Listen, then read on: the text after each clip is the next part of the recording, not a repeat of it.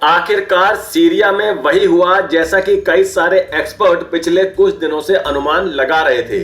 Syria में पिछले 50 सालों से चल रही राष्ट्रपति बशर अल असद और उनके पूर्वजों की सरकार के अब पैर उखड़ चुके हैं और सीरिया से अब इनके शासन का अंत हो चुका है। अभी 2-3 दिन पहले तक ऐसा माना जा रहा था कि शायद सीरिया के विद्रोहियों को सीरिया की राजधानी दमिश्क पर कब्जा करने में अभी 1-2 हफ्ते का समय और लग सकता है।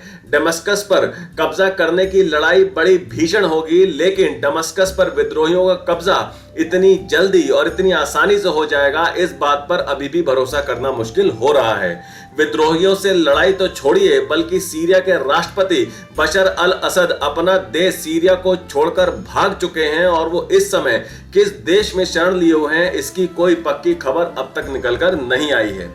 अब पूरे सीरिया पर विद्रोहियों का कब्जा हो चुका है। बशर अल असद की सरकार में जितने भी विद्रोहियों को जेल में कैद करके रखा गया था, उन सबको अब आजाद करा लिया गया है और चारों ओर विद्रोही लड़ाके अपनी जीत का जश्न मना रहे हैं। जॉर्डन और लेबनान ने सीरिया से लगते अपने बॉर्डर को बंद कर दिया है। बशर अल असद का जो हुआ सो हुआ, लेकिन इस समय सीरिया के अलावा 2 देश ऐसे हैं जिनको सबसे बड़ा झटका लगा है बशर अल असद का तख्तापलट होने से, और वो देश है ईरान और रूस। बशर अल असद की सरकार को ईरान और रूस का पूरा समर्थन मिलता था। ईरान के जितने भी प्रॉक्सीज थे, चाहे वो लेबनान में हिजबुल्लाह हो या गाजा में हमास हो, सभी को ईरान एक तरीके से सीरिया के थ्रू ही कंट्रोल करता था, उनको मैनेज करता था। सीरिया के रास्ते ही हमास और हिजबुल्लाह को इजराइल से लड़ने के लिए हथियार सप्लाई किए जाते थे। सीरिया की वजह से ही ईरान ने पूरे मिडिल ईस्ट में अच्छा खासा दबदबा बनाया हुआ था, लेकिन सीरिया का तख्ता पलट होने से अब ईरान को ऐसा घाव मिला है जिसका इलाज फिलहाल तो ईरान के पास नहीं दिख रहा है। अगर रूस की बात करें तो ईरान की तरह पूरे मिडिल ईस्ट पर रूस की जो पकड़ थी वो सीरिया की वजह से ही थी। सीरिया में रूस के बहुत बड़े बड़े मिलिट्री बेस थे। रूस के कारण ही बशर अल असद की सरकार सीरिया में इतने सालों से चल रही थी, लेकिन आखिरकार रूस के सभी दांव फेल हो गए और रूस का सीरिया से एक तरीके से अब दाना पानी उठ चुका है।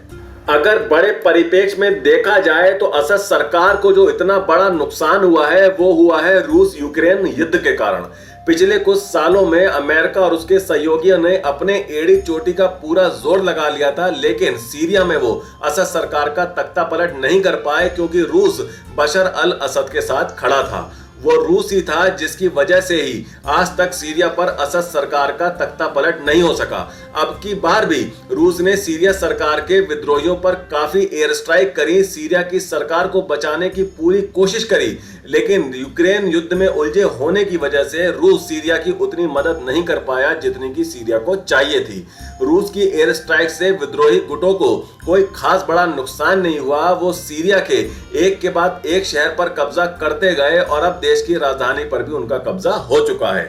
विद्रोहियों से लोहा लेने के लिए बशर अल असद को चाहिए थी मैन पावर, यानी ट्रेंड सैनिक। अगर ईरान अपने 10-20 हजार सैनिक सीरिया भेज देता बशर अल असद की मदद करने के लिए, तो शायद असद सरकार बच जाती और वहां तख्ता पलट नहीं हो पाता, या तो इतनी आसानी से नहीं हो पाता। लेकिन ईरान ने ऐसा नहीं किया। अब ईरान ने ऐसा क्यों नहीं किया वो तो अभी खुलकर नहीं कहा जा सकता, लेकिन इससे ईरान और रूस दोनों की ताकत मिडिल ईस्ट में कमजोर जरूर हुई है, इस बात से इनकार नहीं किया जा सकता।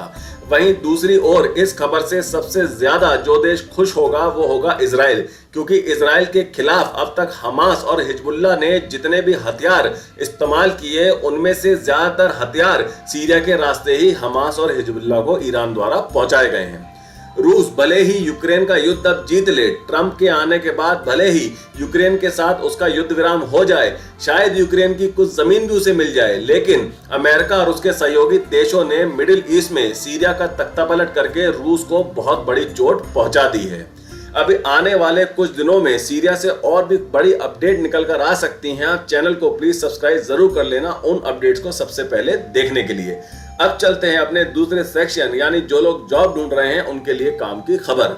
सरकारी नौकरी की तैयारी में जुटे अभ्यर्थियों के लिए सेंट्रल इलेक्ट्रॉनिक्स लिमिटेड यानी सीईएल में भर्ती निकली है। सीईएल ने जूनियर टेक्निकल असिस्टेंट टेक्नीशियन के पदों पर आवेदन आमंत्रित किए हैं। इस भर्ती के लिए 23 नवंबर से CEL के आधिकारिक वेबसाइट www.celindia.co.in पर आवेदन चालू हैं, जिनमें योग्य उम्मीदवार आखिरी तारीख 22 दिसंबर 2024 शाम 5 बजे तक एप्लीकेशन फॉर्म सबमिट कर सकते हैं। तो आज के लिए इतना ही। वीडियो को लाइक करें, ज्यादा से ज्यादा शेयर करें और बेल आइकन को दबाकर हमारे चैनल को प्लीज अभी सब्सक्राइब जरूर कर लीजिएगा।